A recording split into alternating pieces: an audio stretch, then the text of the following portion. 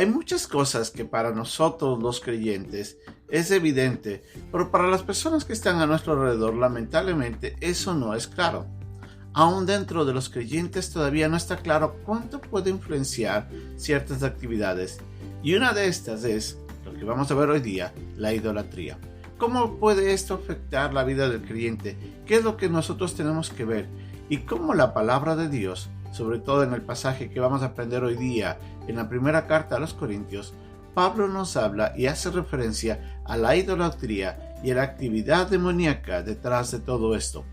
Nos va a ayudar a entender un poco más de cómo mirar esto y qué tenemos que hacer nosotros para poder de esta manera agradar a Dios y ser luz en medio de un mundo que necesita de la verdad del Señor. Esta es nuestra lección de hoy día aquí en Un Momento con Dios.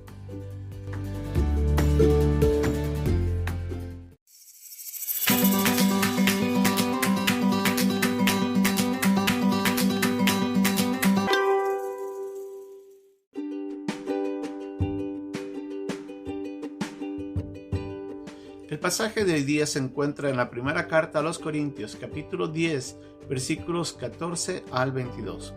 Por tanto, amados míos, huid de la idolatría. Como a sensatos os hablo, juzgad vosotros lo que digo. La copa de bendición que bendecimos, ¿no es la comunión de la sangre de Cristo? Y el pan que partimos, ¿no es la comunión del cuerpo de Cristo? Siendo uno solo el pan, nosotros, con ser muchos, somos un cuerpo, pues todos participamos de aquel mismo pan. Mirad a Israel, según la carne. Los que comen de los sacrificios, ¿no son partícipes del altar? ¿Qué digo, pues? ¿Que el ídolo es algo? ¿O que sea algo lo que se sacrifica a los ídolos? Antes digo que lo que los gentiles sacrifican, a los demonios los sacrifican, y no a Dios. Y no quiero que vosotros os hagáis partícipes de los demonios. No podéis beber la copa del Señor y la copa de los demonios. No podéis participar de la mesa del Señor y de la mesa de los demonios. ¿O provocaréis a celos al Señor? ¿Somos más fuertes que Él?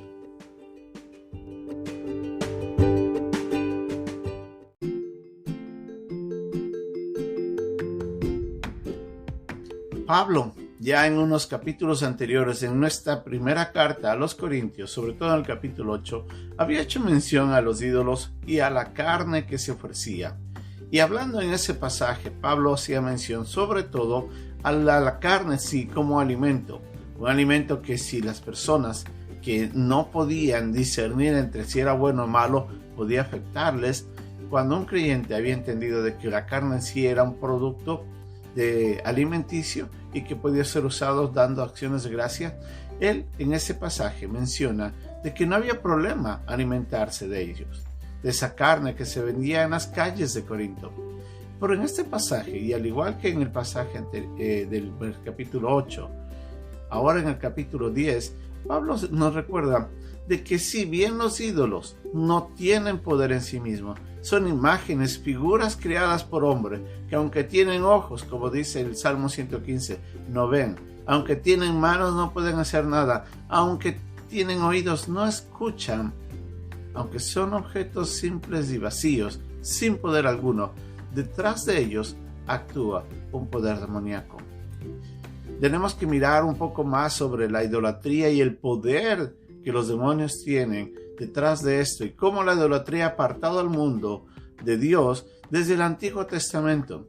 Sobre todo en muchos de los pasajes de esta gran porción de la Biblia, nosotros nos damos cuenta cómo el pueblo de Israel constantemente caía en la idolatría y eso les alejaba del corazón, les alejaba el corazón de ellos, que tenía que ser presentado solamente a Dios para adorarle a Él nada más, les llevaba a seres o a ídolos que lamentablemente los apartaban de la verdad y del Señor, pero que también detrás de eso habían fuerzas que hacían mucho daño.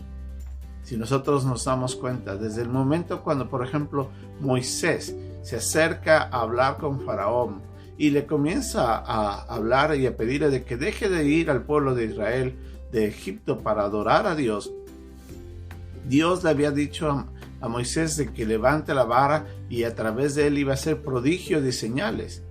Y eso sucedió, por ejemplo, cuando el agua fue transformada en sangre, llegaron después los sacerdotes de los dioses egipcios e hicieron lo mismo. Y después con otras plagas. Y veían ellos que competían. ¿De dónde salía ese poder? No era más que de los demonios. Ellos estaban tratando de engañar al pueblo de egipcio para que no miren al verdadero Dios.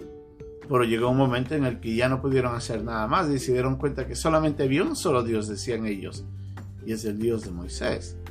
Pero aún así el corazón del pueblo de Egipto y del faraón sobre todo nunca se quebrantó ni nunca buscó a Dios. Y así vemos a lo largo de toda la Biblia como muchas veces a través de esa idolatría y de esos cultos hacían acciones horrendas, orgías, borracheras eran presentadas como medio de adoración. Aún inclusive genocidios, se presentaban niños pequeños para presentarlos como sacrificios a los dioses, sobre todo el dios Moloch. Y ahí nos damos cuenta de que tras de esto siempre había el lado oscuro de Satanás, envuelto en medio de una idolatría que apartaba al hombre de Dios. Y Pablo, en esta carta a los Corintios, les recuerda de que aunque el ídolo en sí no tiene poder, detrás de eso hay demonios que están actuando. Y les dice, no sean partícipes de los demonios. Nosotros como creyentes debemos recordar que nuestra comunión es a través con Dios es a través de Cristo, del sacrificio del Señor, de la obra redentora allá en la cruz. Fue su sangre y su cuerpo que fueron presentados como sacrificios para el perdón de nuestros pecados y para permitirnos nosotros encontrar esperanza y una comunión que estuvo rota a causa del pecado y que ahora es establecida gracias a la fe en Jesús. Su obra nos ha permitido ese camino y nosotros tenemos que recordar eso. Y Pablo les decía a los hermanos en Corinto, apártense de cualquier culto que no sea el de verdadero Dios. Lamentablemente algunos de ellos todavía, siendo una iglesia que estaba en crecimiento, todavía algunos de ellos participaban de los ritos que se daban a los ídolos. Y Pablo les recuerda que tienen que alejarse por completo de esta actividad, que no es correcta.